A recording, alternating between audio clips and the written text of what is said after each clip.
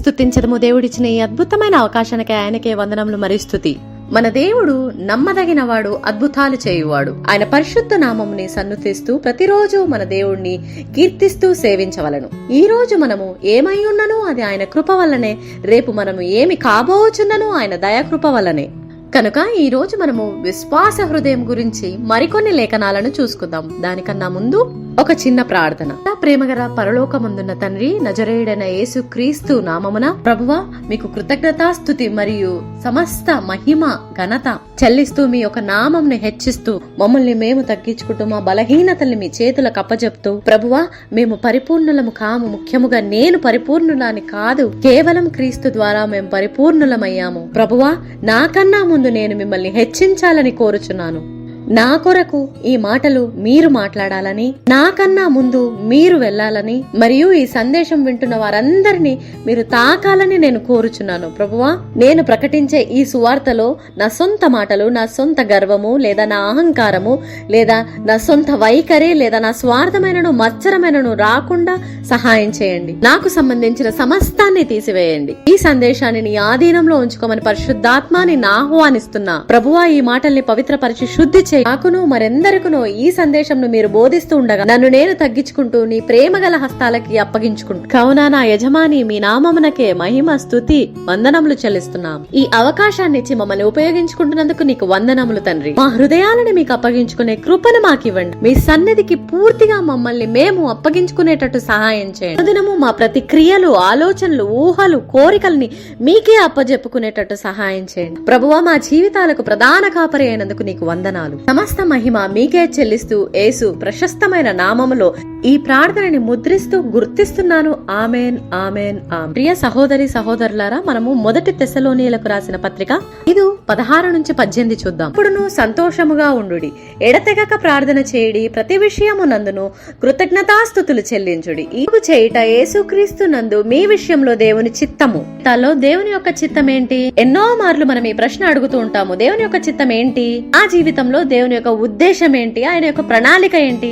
కాబట్టి ఇక్కడ ఒక లేఖనము అటువైపుగా మన సందేశాన్ని నడిపిస్తుంది. ఇదే యేసుక్రీస్తునందు మీ విషయంలో దేవుని చిత్తము. ఈ లేఖనాన్ని విడగొట్టి చూసినట్లయితే 3 భాగాలు కలవు. ఆనందించండి, ఎడతెగక ప్రార్థించండి, కృతజ్ఞతలు చెల్లించండి. ఇక్కడ మీరు అర్థం చేసుకోవాల్సింది దేవుని చిత్తము యేసుక్రీస్తునందు ఏమై ఉన్నది అంటే దాని అర్థము మీరు ఆత్మలో ఆత్మానుసారంగా నడిచినప్పుడు శరీరానుసారంగా కాకుండా రోమా 8 ప్రకారంగా ఇప్పుడు మిమ్మల్ని మీరు ఈ 3 ప్రాంతాల్లో పనిచేసేటట్టుగా తిప్పుకుంటున్నారు. ఏంటా 3 ప్రాంతాలు? మొదటిది ఎల్లప్పుడూ ఆనందించుడి, ఒక్కసారి కాదు ఎల్లప్పుడూ. ఎడతెగక ప్రార్థించండి. ఎడతెగక అంటే కేవలము శనివారమో సోమవారమో ఆదివారమో కాదు, ఎడతెగక ప్రార్థించాలి. హృదయము ఎల్లప్పుడూ ప్రార్థన చేస్తూ ఉండాలి. ప్రతి నిమిషము ప్రతి క్షణము ప్రభువుతో మీరు సంభాషణ చేస్తూ ఉండాలి. అదే ప్రార్థన. మీరు ఎలా ఎంగేజ్ చేస్తుంటారు అనేదే ఎడతెగక ప్రార్థించుటకు సంబంధించింది. ప్రతి విషయమునందు కృతజ్ఞతాస్తుతి చెల్లించాలి. కనుక ఒక్క విషయంలో మీరు అద్భుతం పొందుకున్నప్పుడు దేవునికి స్తుతి చెల్లించుట కాదు. కాబట్టి అన్ని విషయములందు, మంచి అయినను చెడు అయినను అన్ని విషయములందు మీరు దేవునికి కృతజ్ఞతలు చెల్లించాలి. కనుక ఇది దాదాపు ఒక ఆజ్ఞ వంటిదే. ఇక్కడ ఇలా చెప్పబడుతుంది, ఇదియే దేవుని చిత్తము అని. కాబట్టి మనము మన జీవితాల్లో దేవుని యొక్క హృదయాన్ని ఆయన వాక్యానుసారంగా అర్థం చేసుకోవాలి. ఎల్లప్పుడూ ఆనందించవలెను. ఇప్పుడు హృదయం యొక్క వైఖరిని చూసినట్లయితే అనుదినము మనము ఎటువంటి హృదయ వైఖరిని కలిగి ఉంటాము? ఈ హృదయం యొక్క వైఖరి సంతోషములో లీనమై ఉండాలి. ఈ రోజు మనందరినీ ఒకరికొకరమి ఈ ప్రశ్న అడుగుదాము. ఎలా ఆనందించగలవు? లేదా ప్రతిరోజు నేను ఎలా ఆనందించబోచున్నాను? ఒకవేళ నువ్వు అనుదినము ఆనందించాలంటే నీవు సంతోష హృదయమును కలిగి ఉండుట అవసరం.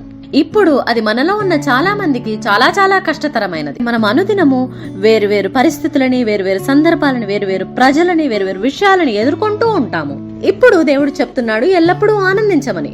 కాబట్టి దానికి ఏం అవసరమైతుంది? దానికి సంతోషకరమైన హృదయం అవసరమైతుంది. దాని అర్థము అనుదినము మీరు ఎదుర్కొంటున్నటువంటి ప్రతి పరిస్థితికి ఎలా స్పందిస్తారు. మరియు అటువంటి పరిస్థితుల్లో మీ హృదయం మిమ్మల్ని ఎటువంటి స్థానంలో ఉంచుతుంది అనేది రెండవ ప్రశ్న. మనం ఇప్పుడున్నటువంటి లోకంలో ఎన్నోసార్లు ఎన్నో సానుకూల ఆలోచనల గురించి వీడియోలు వస్తున్నాయి. వాటి ద్వారా మనము ఎటువంటి సానుకూల పద్ధతులను ఉపయోగించుకోవాలి, ఎలా సానుకూలంగా ఉండాలి, ఇలా మనము లోక సంబంధమైన పద్ధతులను చూస్తాము. కానీ మనము దేవుని పద్ధతిలో చేయుటను మరియు వాక్యానుసారంగా చేయుట గురించి మాట్లాడుతున్నాము. దేవుని పద్ధతిలో అంటే అవును, ఎల్లప్పుడూ ఆనందించాలి. ఎల్లప్పుడూ ఆనందించుట అనే సిద్ధాంతాన్ని మీకు మీరు ఎలా అనువర్తించుకుంటారు? మీరు మీ జీవితాల్లో ఎదుర్కొంటున్న ప్రతి పరిస్థితిలో మీరు మీ హృదయాన్ని ఎటువంటి స్థానంలో ఉంచి ప్రతిస్పందిస్తున్నారు? మీరు మీ హృదయాన్ని ఆ సంతోషము కాని, సమాధానము కాని, విశ్రాంతి అనే స్థానాల్లో దేవుని వాక్యానుసారంగా ఉంచుకో. ఇటువంటి విశ్రాంతి మీకు ఈ లోక సంబంధమైన వీడియోస్ లో కానీ, మిమ్మల్ని మోటివేట్ చేసే వీడియోస్ లో కానీ మరి ఎక్కడనూ దొరకదు. ఎందరో ప్రేరేపించే ఉపన్యాసకులు ఉన్నప్పటికీ కూడా నిజమైన ప్రేరణ అనేది మన వాక్యము నుంచే వచ్చును. ఇక్కడ దేవుని వాక్యం చెప్తుంది మీ హృదయాన్ని ప్రతి విషయంలో ఎలా ప్రతిస్పందించాలి అనేది చూసుకోవాలి. అప్పుడు అది మీ జీవితాల్లోకి దేవుని వాక్యంలో ఉండే నమ్మకత్వాన్ని తెస్తుంది. అంటే దాని అర్థము మీ హృదయాన్ని మీరు దేవుని వాక్యములో శాంతి, సమాధానము, విశ్రాంతి, సంతోషము పొందుకుంటూ ఒప్పుకుంటున్నారు. అంటే మీరు దేవునికి చెప్తున్నారు దేవుడు నమ్మదగిన వాడని, ఆయన వాక్యం నమ్మదగినదని, మీరు నమ్మకాన్ని ఉంచుతున్నారని, ఆయన మాటలను మీరు ఆలకిస్తున్నారని. ఆ వినుట ద్వారా మీ విశ్వాసం అనేది అనుదినము నిర్మించబడుతూ ఉంటుంది. ఇది మీరు ఒప్పుకుంటున్నటువంటి ఒక పెద్ద ఒప్పందము. ప్రభువా, నువ్వు నమ్మదగిన వారు, మాటలు నేను వింటాను, మీ మాటలపైన నేను ఆధారపడతాను, మీరు మాట్లాడే ఆ మాటలపైన నేను ఆధారపడతాను. అబ్రహాముకు చేసిన దానిపైన ఆధారపడతాను, మీరు ఇస్సాకుకు చేసిన దానిపైన నేను ఆధారపడతాను, మీరు మోషేకి చేసిన దానిపైన నేను ఆధారపడతాను, పౌలుకు చేసిన దానిపైన, మీ పరిశుద్ధ లేఖనాల్లో అందరి జీవితాల్లో గతము, ప్రస్తుతము, భవిష్యత్తు వరకు మీరు చేసిన వాటిపైన ఆధారపడతా. మీరు నమ్మదగిన దేవుడని నా చెవులకు ఎల్లప్పుడూ వినపడుచున్నది.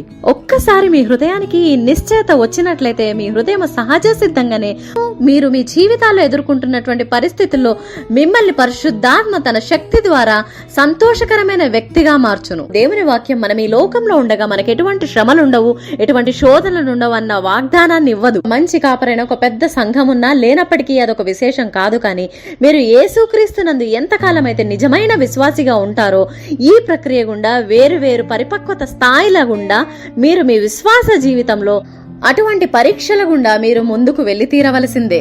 కానీ దాని అర్థము ఆయనను మీరు నమ్ముకున్నప్పుడు ఆయన మీ జీవితంలో మీకు ఇచ్చినటువంటి ఆ దత్తపుత్రాత్మని కోల్పోతారని కాదు. అది మిమ్మల్ని ఒక స్థాయి నుంచి ఇంకొక స్థాయికి తీసుకెళ్లటం కొరకే. ఇప్పుడు మీరు మీ జీవితాల్లో ఎదుర్కొంటున్నటువంటి సందర్భాలే కాని, పరిస్థితులే కాని, అవన్నీ కూడా మిమ్మల్ని విశ్వాసములో, పరిపక్వతలో మరొక స్థాయికి తీసుకెళ్లడానికే. చేయడం ద్వారా మీరు ఆయన వాక్యంలో నివసించుటను నేర్చుకుంటూ మరియు ఈ లేఖనాల ద్వారా యేసుక్రీస్తు మీ సొంత రక్షకుడని తెలుసుకుంటారు. మీరు ఆనందించగలరు. మరియు అందరము ఎందుకు ఆనందించాలి అనే దానికి మరొక కారణం కూడా ఉంది. అది ఆయన చిత్తమైనందుకు ఆనందించుట కాదు, కానీ ఎందుకంటే మనం రక్షించబడ్డాము. మొదటిది, మనం ప్రేమించబడ్డాము. రెండవది, మన సమస్త పాపాల నుంచి క్షమింపబడ్డాము. హల్లెలూయా! ఇది ఒక గొప్ప సువార్త నా ప్రియ సహోదరి సహోదరులారా. మనం ఎందుకు ఆనందించాలి? ఎందుకంటే దేవుడు మనల్ని రక్షించాడు, ప్రేమించాడు, మన పాపములన్నిటిని క్షమించాడు. ఇలా మన కొరకు ఎవరు చేయగలుగుతారు? మన ప్రభువైన యేసుక్రీస్తు ప్రేమించినంతగా ఈ భూమిపైన మరి ఏ వ్యక్తియూ ప్రేమించలేరు. మనం ఈ లోక సంబంధమైన ప్రేమతో నింపబడి ఉండవచ్చు. మనం ఎప్పుడూ చూసేది మనతో ఎవరు మంచిగా ఉంటున్నారు, మనల్ని ఎవరు ప్రేమిస్తున్నారు, లేదా ఎవరి పుస్తకాల్లో మనం మంచివారిగా ఉన్నాము. ఇటువంటి వాటిపైన మనము అనుదిన జీవితాల్లో మనం ఎంతో ఆశగా వెతుకుతున్నాం. మీ అందరి కొరకు నేను ఒక మంచి వార్తను కలిగి ఉన్నాను. అదేంటి? నేను దేవుని యొక్క ప్రేమను అనుభవించి ఉన్నాను మరియు ఆయనకు మించి యేసుక్రీస్తు వలె ఈ లోకంలో మిమ్మల్ని ఎవ్వరూ ప్రేమించలేరు. హల్లెలూయా! దేవుడు తండ్రి ప్రేమని మనందరి మీద కుమ్మరించాడు. ఆయన ఏకైక కుమారుని మన కొరకు పంపించాడు. దానివల్ల మనం ఆయన వలే అవ్వదమని.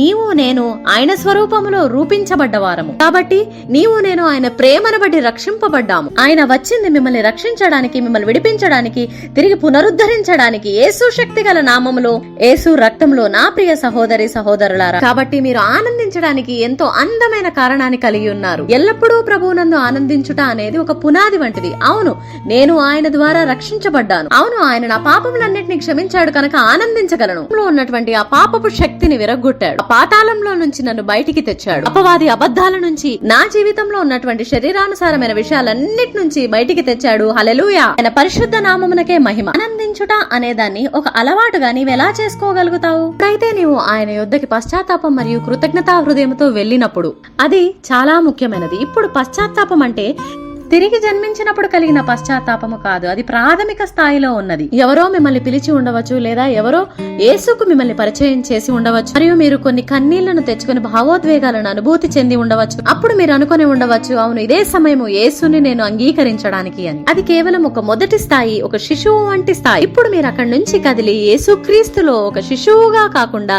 ఒక పరిపూర్ణమైన వ్యక్తిగా ఎదగాలి. మీకు ఎప్పుడైతే ఆ కృతజ్ఞతా హృదయం ఉంటుందో అప్పుడు మాత్రమే ఈ ఆనందించుడా అనేది ఒక సాధనగా అనుదినము చేయగలము. మీరు ఎటువంటి విషయాలను అనుదినము చేస్తున్నారు అని గమనించుకోవాలి. ఎటువంటి విషయాల్లో మీ చేతులను ఉంచుతున్నారు, ఎటువంటి విషయాలు మీ జీవితంపై ఆధిపత్యాన్ని వహిస్తున్నాయి, ఎటువంటి విషయాలు మీ జీవితాలలో గట్టిగా పట్టుకుంటున్నాయి, అన్నిటినీ మీరు గమనించుకుంటూ ఉండాలి. ఎలా అయితే మీరు అనుదినము ఒక వాచ్ ని, గడియారం సమయాన్ని వెంబడిస్తూ ఉంటారో, 1 అయింది, 2 అయింది, 3 అయింది అని అదే పద్ధతిలో మీ కార్యక్రమాలను చేసుకునేటప్పుడు పరిశుద్ధాత్మ మీ హృదయంలో ఉంది అన్న స్పృహలో మీ కార్యములను చేయవలను. మరియు మీకు తెలుస్తుంది మీరు ఈ విషయంలో తప్పుగా చేశారు, అది సరైనది కాదు అని.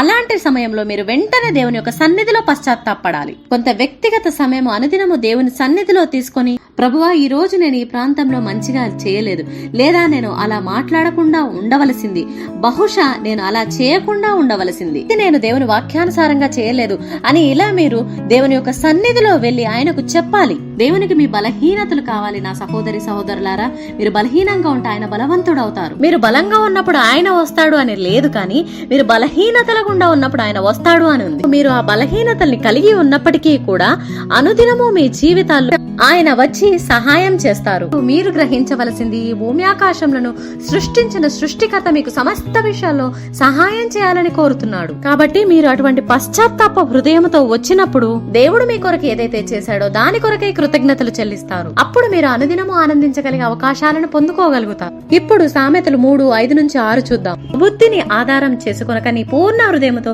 యెహోవా యందు నమ్మకముంచుము, నీ ప్రవర్తన అంతటి యందు ఆయన అధికారములకు ఒప్పుకొనుము, అప్పుడు ఆయన నీ త్రోవలను సరళం చేయును. మనము ఆయన మాటల పైన నమ్మకం ఉంచి మన స్వబుద్ధి పైన ఆధారపడకూడదు. ఈ రోజు మనం అడుగుతూ ఉంటాము, దేవా నాకు అది కావాలి, ఇది కావాలి, దయచేసి ఇది చూపించుము, మీ చిత్తం తెలియజేయము అని అంటాము. కానీ మన సొంత చిత్తాన్ని, మన సొంత క్రియలని, మన సొంత ప్రణాళికలను చేస్తూ ముగిస్తాం. మనం కొన్ని ఆలోచనలు మన మనసులో సొంతగా కలిగి ఉంటాము, కాబట్టి అవన్నీ దేవుని ప్రణాళికలే అన్నట్టుగా మనము ఇతరులకు కూడా పోయి చెప్తుంటాము. అలా కాదు నా ప్రియ సహోదరి సహోదరులారా, దేవుని వాక్యం చాలా స్పష్టంగా చెప్తుంది, యందు నమ్మకం ఉంచుము. దాని అర్థము మీరు దేవుని వాక్యాన్ని దివారాత్రులు ధ్యానిస్తున్నప్పుడు మరియు ఆయన మీకు ఇచ్చినటువంటి వాగ్దానాలను అనుదినము తలంచుచున్నప్పుడు, ఇప్పుడు మీరు మీ స్వబుద్ధి పైన ఆధారపడకుండా ఆయన క్రియలపైన కూడా ఆధారపడడం నేర్చుకోవాలి. కావున మీరు మీ జీవితాల్లో ఎటువంటి క్రియలను సాధనగా చేయాలి అనేది నేర్చుకోవాలి. ఎటువంటి అడుగులు మీరు మీ జీవితాల్లో తీసుకోవాలి, ఎటువంటి విషయాలని మీరు మీ జీవితాల్లో తెలుసుకోవాలి, ఎటువంటి నిర్ణయాలు మీరు మీ జీవితాల్లో తీసుకోవాలి, ఎలా మీ గతాన్ని మీరు తీసేసుకొని పరిశుద్ధాత్మ ద్వారా భవిష్యత్తుకు ఎలా కదలాలి, ఇటువంటి క్రియలు మీరు ప్రభువు మీద ఆధారపడుతూ ప్రార్థనా జీవితము ద్వారా ముందుకు సాగాలి. అందుకనే దేవుని వాక్యం చెప్తుంది, మీరు ఆయన వాక్యములో విశ్రాంతి తీసుకుంటూ ఆయనకు సాధ్యము కావున ఆయనను అనుమతించవలను మన జీవితాల్లో. సహోదరి సహోదరులారా, మనం ఇప్పుడు 3వ లేఖనాన్ని చూద్దాం.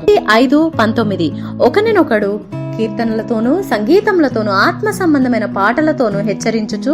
ఇక్కడ ఒక ప్రశ్న కలదు, ఎలా నా హృదయాన్ని నమ్మకంలో, ఆనందించుటలో, పశ్చాత్తాపంలోనూ, కృతజ్ఞతాస్థుతిలోనూ నిమగ్నం చేయాలి? ఇవన్నీ కూడా వినడానికి చాలా బాగున్నాయి, కానీ మనకు సహాయం అవసరము. ఇవి అనుదినము చేయాలంటే మనకు చాలా కష్టం అవుతుంది. ఎందుకంటే మనం వివాహితులము, లేదా మనకు పిల్లలని, బాధ్యతలని, ఉద్యోగాలని, మరెన్నో విషయాలను మనం చేస్తూ ఉండాలి. కనుక ఎలా దీన్ని ప్రాక్టీస్ చేయగలుగుతాము? కనుక నేను ఒకదాన్ని కలిగి ఉన్నాను, అది నేను మీతో పంచుకోబోచున్నాను. మీ జీవితాల్లో జరిగే విషయాలన్నిటిని బట్టి మీరు ఉప్పొంగుతున్నప్పుడు, మీరు దేవుని సన్నిధిలోకి వెళ్ళినప్పుడు ధ్యానించుటకు కొన్నిసార్లు మీరు అలసిపోయి ఉండవచ్చు, కొన్నిసార్లు మీకు ఎక్కడ ఆరంభించాలో తెలియకపోవచ్చు, కొన్నిసార్లు మీరు అంతా విన్నా కానీ ఎక్కడి నుంచి ఆరంభించాలో తెలియకపోవచ్చు. నా సొంత అనుభవాన్ని మీకు చెప్తాను. ఇప్పుడు నేను కూడా అలాంటి స్థానంలో ఉండింటిని. నేను ప్రార్థించడానికి సిద్ధంగా లేనప్పుడు, ఎక్కడి నుంచి ఆరంభించాలో తెలియనప్పుడు, లేదా దేవుని వాక్యానుసారంగా చేయడానికి నా హృదయం సిద్ధంగా లేనప్పుడు, అప్పుడు ఈ స్వరాలన్నీ నా తలలోకి వస్తాయి.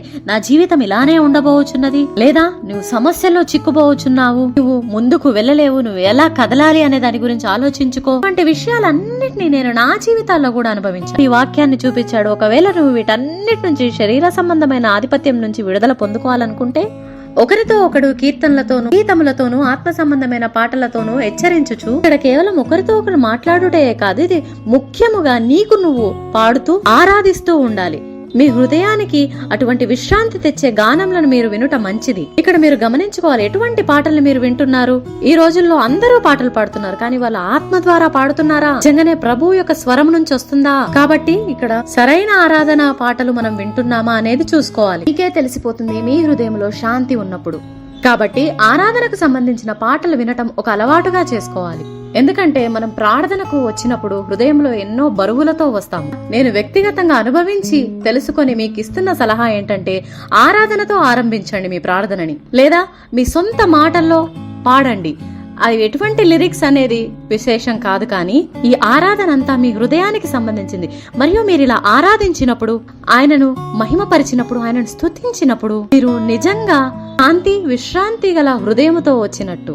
దేవుడు మీ ప్రార్థనలన్నిటికీ ముందుగానే సమాధానాలు ఇచ్చేశాడు అన్నట్టుగా మీ హృదయాన్ని ఆ స్థానంలో ఉంచుకొని దేవుని సన్నిధికి రావడం అనేది ఎంతో ఉత్తమము. మీ ఆరాధన ద్వారా మీరు ఆయనకు తెలియజేస్తున్నారు సమస్తము ఆయన ఆధీనంలో ఉన్నాయి అని. అటువంటి విశ్వాసంతో మీరు ముందుగానే వస్తున్నారు కనుక కీర్తనలతోనూ సంగీతముతోనూ ఆయనని ఆరాధించండి. ఆ తర్వాత నెమ్మదిగా కృతజ్ఞతా ప్రార్థనలోకి చేరుకోవచ్చు. మీరు ఆయనను మహిమపరచండి. ప్రభువా, మీరు గొప్పవారు, అద్భుతమైన వారు, మీరు నా జీవితాన్ని సృష్టించిన సృష్టికర్త. ప్రభువా, మీరు చేయలేనిదంటూ ఏది లేదు. అలా మీ హృదయానికి ఏదైతే తట్టుతుందో అదంతా మీరు బయటికి పలకండి. మరియు ఎప్పుడైతే ఇలా మీరు ఇది అనుదినము చేస్తూ ఉంటారో నెమ్మదిగా దేవుని వాక్యంలోకి చదవడానికి వెళ్ళండి. అప్పుడు మీరు ఏం చదివినా కానీ, అది మీరు వంట చేసేటప్పుడు కానీ, మీరు మాట్లాడుతున్నప్పుడు కానీ, మీరు పనిలో ఉన్నప్పుడు కానీ, ఉద్యోగం చేసేటప్పుడు కానీ దాని గురించి మీరు ధ్యానిస్తూ ఉండాలి. ఇప్పుడు మీరు దాన్ని మీ ఉద్యోగంలో కానీ, మీ ఆరోగ్యంలో కానీ, ఆర్థిక సంబంధమైన వాటిల్లో కానీ, మీరు చాలా కాలంగా ఎదురు చూస్తున్న పురోగతిలో కానీ, ఈ సమస్త కార్యాలలో దాన్ని అలా అనువర్తిస్తూ ఉండండి. కనుక నా ప్రియ సహోదరి సహోదరులారా, ఈ పద్ధతిలో మీ హృదయము ఆనందించడానికి సిద్ధపడే పద్ధతి. ఇంకా మీ హృదయము దేవుని యొక్క ప్రేమను సాధన చేయడానికి, ఆయనకు కృతజ్ఞతాపూర్వకంగా ఉండడానికి సిద్ధపడుతుంది. ఇలా మీరు మీ నోటితో ఒప్పుకోవడం వల్ల గొప్ప శక్తిని పొందుకుంటారు మరియు మీ జీవితంలో ఉన్న ఆ అంధకారం విరగొట్టబడుతుంది. హల్లెలూయా. కొలస్సీ 4:6. ప్రతి మనుష్యునికి ఎలాగూ ప్రత్యుత్తరం ఇయ్యవలనో అది మీరు తెలుసుకొనుటకై మీ సంభాషణ ఉప్పు వేసినట్టు ఎల్లప్పుడూ రుచిగలదిగాను కృపాసహితముగాను ఉండనీయుడి. మొదట చెప్పిన అంశం ఏంటంటే మిమ్మల్ని మీరు క్రమశిక్షణలో ఉంచడము. రెండవదిగా, మీరు ఈ లోకంలోకి ఎలా వెళ్తారు, ఇతరులకు మిమ్మల్ని ఎలా ప్రదర్శించుకుంటారు, మీ చుట్టూరా ఉన్న వారితో ఎలా కలిసిపోతారు. కనుక మీరు మొదటిది మీరు దేవునితో మీ సంబంధాన్ని కట్టుకున్నప్పుడు మీ వ్యక్తిగత జీవితంలో, ఇప్పుడు రెండవదిగా మీరు లోకంలోకి వెళ్ళినప్పుడు మీ హృదయం ముందుగానే దేవునితో పాటు నిమగ్నమై ఉన్నందువల్ల మీకు తెలుసు ఇతరులతో ఎలా మాట్లాడాలి. ఎందుకంటే మీ హృదయం అంతా కూడా సంతోషంతో ముందుగానే నింపబడింది కాబట్టి. ఎందుకంటే మీరు ముందుగానే దేవునితో మాట్లాడారు, ఆయన లేఖనాలని ధ్యానించారు. కనుక ఇప్పుడు మీరు ప్రజలతో మాట్లాడుతున్నప్పుడు కృపా సహితముగా ఉండాలి. దాని అర్థం ఏంటంటే మీరేదో వారితో మంచిగా ప్రవర్తించడము, వైఖరి బాగా ఉండడం కాదు.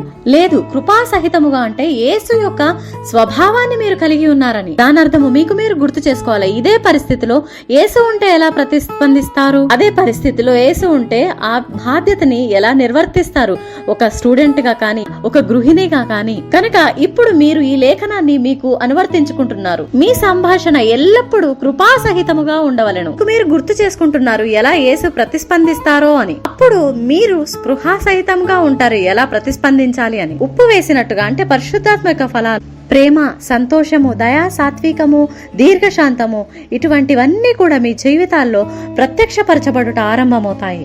అందరికీ ఎలా సమాధానం ఇవ్వాలి అనేది తెలుసుకుంటారు. మీ భవిష్యత్తు యొక్క రాతని మీరు రాస్తారు. భవిష్యత్తులో ఏం కావాలి అనుకునేది కూడా మీరే రాసుకోగలరు. ఈ రోజు నుంచి రేపటికి మీరు ఎక్కడికి పోవాలి అనేది కూడా మీరే రాసుకోగలరు. ఈ రోజు మన సగం జీవితం బాధలోను, దుఃఖంలోను, తరాల నుంచి వచ్చే వాటితోనూ నింపబడి ఉండొచ్చు. కానీ దేవుడు దాన్ని తలక్రిందులుగా చేయగలవాడు. కనుక నన్ను చెప్పనివ్వండి నా ప్రియ సహోదరి సహోదరులారా, మీరు ఒక అడుగు ముందుకు వేయాలి. లేకపోతే మీరు ఇలానే ఈ అలసటలోనే కొనసాగుతూ ఉంటారు. మరలించుకొని కొన్ని విషయాలని బంధిస్తూ కొన్ని ఆలోచనలు ఆపేయాలి. ఈ రోజు మీరు మనసుకు చెప్పుకోవాలి, ఓకే ఇక మీదట నేను ఈ అంశం పైన ఉండను, లేదా ఈ ప్రాంతాలు ఇక నా మీద ఆధిపత్యం చెలాయించను. యేసునామంలో నేను నా జీవితంలో నుంచి దాన్ని కత్తిరించేస్తున్నాను. ఏదేమైనా కానీ మీరు గాయపడ్డారు, మీరు అభ్యంతరపడ్డారు అన్నదానికి మీరు సమస్త సాక్ష్యాలను కలిగి ఉన్నప్పటికీ కూడా నా ప్రియ సహోదరి సహోదరులారా నేను చెప్తున్నాను, మీరు దేవుని సన్నిధికి వెళ్ళినప్పుడు అటువంటి అభ్యంతరపడిన హృదయంతో వెళ్ళకూడదు. ప్రార్థన ఫలభరితంగా ఉండదు ఒకవేళ అటువంటి అభ్యంతరాన్ని మీరు కలిగి ఉంటే. అవును, ప్రజలు మిమ్మల్ని గాయపరుస్తారు. అవును, కొన్ని విషయాలు జీవితాల్లో జరుగుతాయి, కొన్ని విషయాలు మీకు నచ్చిన క్రమంలో జరగవు. అవును, మనం అనుదినము కలుసుకుంటున్న ప్రజలు వేరువేరుగా ఉంటారు. ఈ కొలసి 4:6లో ఉన్నటువంటి సిద్ధాంతాన్ని మీరు అనువర్తించుకో. ఈ సంభాషణ ఉప్పు వేసినట్టు ఎల్లప్పుడూ రుచిగలదిగాను కృపాసహితముగా ఉండని. దాని అర్థము బహిరంగంగానే కాదు, అంతరంగములో కూడా. మీ అందరికీ నేను నడిపించవలసిన ముఖ్యమైన అంశం ఏంటంటే, ఈ ప్రయాణంలో విశ్వాస ప్రయాణంను మీరు సాధన చేసేటప్పుడు ఒక విషయం మీ యొద్దకు వస్తుంది. ఏదైతే నేను ఈ రోజు పంచుకుంటున్నానో అదంతా నా అనుభవమే. మీరు పోరాడేటటువంటి ఇంకొక ఏంటంటే ఆందోళన ఆత్మ. ఎలా జరిగింది, ఎప్పుడు జరగబోచున్నది, ఎందుకు జరుగుతుంది, ఇటువంటి ప్రశ్నలన్నీ ఆందోళనకు సంబంధించినవి. మీరు ఎంతో ఆందోళన చెందుతూ ఉంటారు. మీరు దేవుని సన్నిధికి అప్పగించుకుంటున్నా, ఆనందిస్తున్నా, ప్రార్థిస్తున్నప్పటికీ కూడా ఆందోళన అనే ఆత్మ మీ జీవితాల్లో క్రియారూపం అవుతుంది. దేవుని వాక్యంలో ఫిలిప్పీలకు రాసిన పత్రిక 4:6-7 చూద్దాం. దేనిని గూర్చి చింతపడకుడి కాని విషయములోను ప్రార్థనా విజ్ఞాపముల చేత కృతజ్ఞతాపూర్వకముగా మీ విన్నపములు దేవునికి తెలియజేయ. ఒక విన్నపమును దేవునికి తెలియజేయాలని ఆయన కోరుతున్నాడు. కానీ ఎటువంటి వైఖరితో నువ్వు చూపిస్తావు? అందుకనే ఈ వైఖరి అనేది చాలా చాలా ముఖ్యమైనది. ఎప్పుడైతే నువ్వు ప్రార్థన జీవితంలో ఆ ఫలితాలను చూడాలనుకుంటావు కనుక దేనిని గూర్చి చింత చేయకు. సొంత వ్యక్తిగత జీవితంలో కూడా నేను ఎంతో ఆందోళనలు చెందాను. అప్పుడు వెంటనే ఈ లేఖనం నా జీవితంలో సజీవ రూపం దాల్చింది. నేను ఆందోళన చెందకూడదని. ఎందుకంటే ఎవరైనా నాతో మాట్లాడినప్పుడు నాకు తెలుస్తుంది అది మొదటి స్థాయి నుంచి రెండవ స్థాయికి ప్రవేశిస్తుంది అన్నప్పుడు నేను అప్పుడే వెంటనే ప్రభు నాకు జ్ఞాపకం చేస్తాడు, నేను ఏ విషయంలోనూ చింత పడకూడదు అని. సరే, కొంత ఆందోళన పర్వాలేదు, కానీ నువ్వు దాంట్లోనే నిద్రిస్తూ దాంట్లోనే ఉంటూ ఉంటే అప్పుడు అది ప్రమాదం. కనుక నేను గుర్తు చేసుకుంటాను, దేవుడు చెప్పాడు నేను ఏ విషయంలోనూ చింత చేయకూడదని. అప్పుడు వెంటనే నేను వెళ్ళి ప్రభు దగ్గరికి ప్రార్థిస్తాను. ఈ సమస్యని లేదా ఈ ఇబ్బందిని నీ యొద్దకు తెస్తున్నాను ప్రభు, నాకేం చేయాలో తెలియట్లేదు, కానీ నీ వాక్యం సెలవిస్తున్నట్టుగా నేను చింత చేయకూడదు. దీని యొక్క ఫలితాన్ని బట్టి నేను ఆందోళన చెందను, లేదా దాని యొక్క చివరి ముగింపును బట్టి నేను ఆందోళన చెందను. కానీ ప్రభువా, నేను అది నీకు అప్పగించుకుంటున్నా. ప్రభువా, నా భారాలని, నా హృదయాన్ని, నా ప్రార్థన విన్నపములను నీ యొద్దకు తెస్తున్నాను. నన్ను నేను ఖాళీ చేసుకుంటున్నా. ఈ రీతిగా నేను ప్రార్థిస్తూ సంభాషణను కలిగి ఉంటాను. కాబట్టి అలా మనం చేసినప్పుడు ఆ ఆందోళనని వెళ్లేటట్టు చేస్తున్నాము. మనకు అపజయం అనే భయం కలుగుతుంది ఈ ఆందోళనలో. అప్పుడు మీరు అంతిమంగా ఇబ్బందుల్లోనో సమస్యల్లోనో చిక్కుకుంటారు. కనుక మీరు ఎప్పుడు గమనించుకోవాలి. దేవుని వాక్యం 1 పేతురు 5:7లో ఉన్నట్టుగా మిమ్మును గూర్చి చింతించుచున్నాడు కనుక మీ చింత యావత్తు ఆయన మీద వేయుడి. కనుక నా ప్రియ సహోదరి సహోదరులారా, ఈ ఆందోళనను మీరు జయించాలి అంటే ఈ లేఖనాలని మీకు మీరు చెప్పుకోవాలి. మరియు అప్పుడు సహజ సిద్ధంగానే ఈ కృతజ్ఞతాపూర్వమైన హృదయం మీ యొద్దకు వచ్చును. ఎందుకంటే ఆయన మిమ్మల్ని పాలించడం మొదలు పెడతారు, మీరు అప్పుడు చిన్నవారవుతారు. నేను ఒక చిన్న సాక్ష్యాన్ని కలిగి ఉన్నాను. అదే కారణంతో నేను ఈ రోజు ఇక్కడ ఉన్నాను. నా భర్తని ఈ కోవిడ్ టైంలో దేవుడు కాపాడాడు. ఆయన దాదాపు మరణ పడకలో ఉండగా డాక్టర్లు ఆయన విషయంలో చేయి విడిచినప్పుడు, అసలు ఆయన బ్రతికే అవకాశాలే లేనప్పుడు, ఆయన ఆక్సిజన్ లెవెల్స్, ఆయన బీపీ, ఆయన షుగర్ లెవెల్స్ అన్ని అబ్నార్మల్ గా ఉన్నప్పుడు ప్రభువు నాకు జ్ఞాపకం చేశాడు. దేవుని వాక్యం బోధిస్తున్నప్పటికీ నేను కూడా ఇటువంటి అనుభవాలని నా జీవితంలో కలిగి ఉన్నదాన్ని. అటువంటి సందర్భాల్లో నేను ఉన్నప్పుడు అప్పుడే నాకు ఈ లేఖనాలన్నీ నా జీవితంలో సజీవమయ్యి, చింత చేయొద్దు, ఆందోళన చేయొద్దు, నీ ప్రార్థన విజ్ఞాపములన్నీ దేవుని యొద్దకు తెమ్ము, నీ స్వబుద్ధి పైన ఆధారపడకము, సొంత విశ్వాసం పైన నువ్వు ఆధారపడకము, ఆనందించుము, సంతోషించుము, సరైన హృదయ వైఖరిని కలిగి ఉండుము. కనుక ఇలా నా మనసులో నేనే పోరాడవలసి వచ్చింది. నా పూర్ణ మనసును దేవుని యొద్దకు తెచ్చి అప్పగించుకొని అటువంటి సరైన వైఖరితో వైద్యులతోనూ సిస్టర్స్ తోనూ నేను మాట్లాడుతుండగా అక్కడ వైద్యులందరూ కూడా ప్రతికూలంగా మాట్లాడినప్పటికీ ప్రభు నాకు చెప్తున్నాడు, నువ్వు అది పలకాలి, నువ్వు అది అనుకూలంగా పలకాలి. అక్కడ విషయాలన్నిటిని నువ్వు వ్యత్యాసంగా చూడాలి. వాటన్నిటిపైన నువ్వు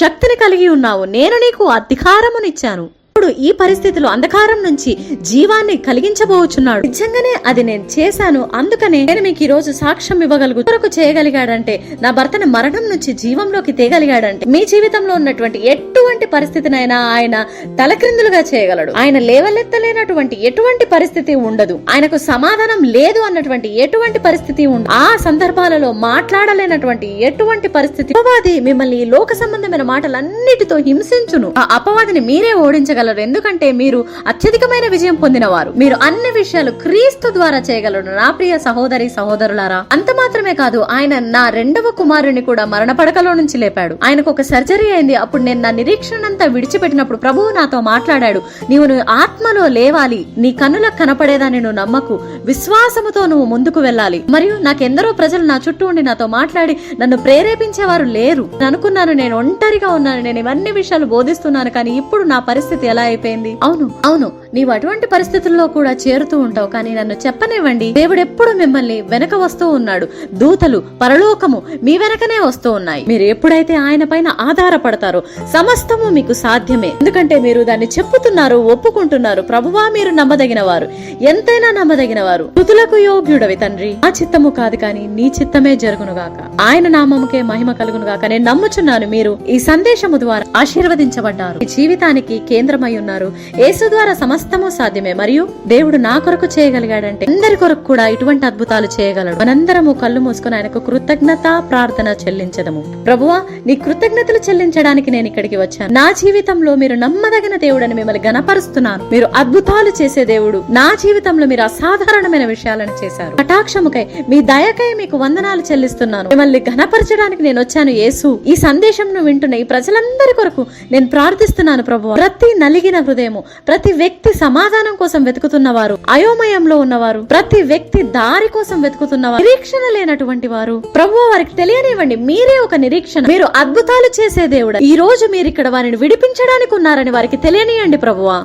మేము విడుదలని మాట్లాడుతున్నాము. ప్రతి భయాన్ని మేము రద్దు చేస్తున్నాము. ప్రతి అన్యాయము, ప్రతి హింస, ప్రతి రకమైనటువంటి చెడ్డతనము కూడా యేసు నామములో మేము దాన్ని రద్దు చేస్తున్నాము ప్రభువా. మేము శాంతి, పురోగతి, స్థిరత్వము, అభివృద్ధిని మాట్లాడుతున్నాం వీరి జీవితాల పైన. ప్రభువా మీకు స్తుతిస్తున్నాము, వందనాలు చెల్లిస్తున్నాం. ప్రతి విధమైన హింసాత్మకమైనటువంటి క్రియలు యేసుక్రీస్తు నామంలో రద్దు చేయబడాలి వారి శరీరాల్లో. ప్రభువా మీరు ఇచ్చినటువంటి స్వస్థతకై మీకు వందనాలు. వారి జీవితాల పైన మీరు ఉంచినటువంటి దయా మరియు కటాక్షముకై వందనాలు. వారు మిమ్మల్ని ఒక నూతన స్థాయిలో అనుభవం చెందుతారు. మీ వాక్యం వెళ్లి వారి హృదయాల్లో చొప్పించబడాలి ప్రభువా. మీరు వారిని మీ మహిమార్థమై ఒక సాక్ష్యముగా మార్చండి.